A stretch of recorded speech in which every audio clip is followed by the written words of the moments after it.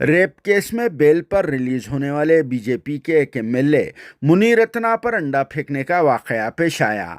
ये दिलेराना वाकया कर्नाटक स्टेट के बेंगलुरु आरआर नगर असेंबली कॉन्स्टिट्यूंसी में का है। हालांकि मुनीरत्ना आरआर नगर असेंबली कॉन्स्टिट्यूंसी के ही एमएलए होते हैं और वो हाल ही में जेल से बेल पर रिहा हुए और फिर उसके बाद अपनी असेंबली कॉन्स्टिट्यूंसी में मुनक्किदा एक प्रोग्राम में शिरकत के लिए रवाना हुए थे। प्रोग्राम खत्म होने के बाद बीजेपी एमएलए मुनीरत्ना अपने फॉलोअर्स के साथ कार में बैठने के लिए जा रहे थे, जिनके फॉलोअर्स नारे भी लगा रहे थे। इसी दौरान अचानक किसी ने टाक कर सिर्फ एक अंडा फेंक दिया, जिसके नतीजे में ये अंडा इनके सर पर आ पड़ा और फिर फूट गया, जिसके फूटते ही पच बोलकर आवाज़ भी आ गई और इसके साथ ही इनके गनमैन अलर्ट हो गए और फिर इनके सर पे के अंडे को पोंछने लगे। इस वाक़े की वजह से कुछ देर के लिए यहाँ पर हल्की सी सनसनी भी फैल गई थी और फिर तालू पर भी आ गए थे, लेकिन स्पॉट पर कोई भी नहीं मिला।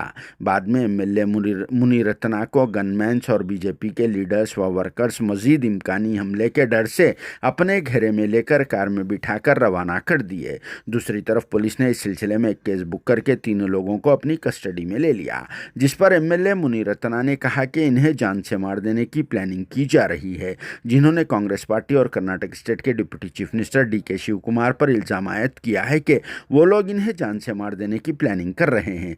जिसके बाद अब सवाल ये पैदा होता है कि क्या अंडा फेंकने से किसी की भी जान जा सकती है।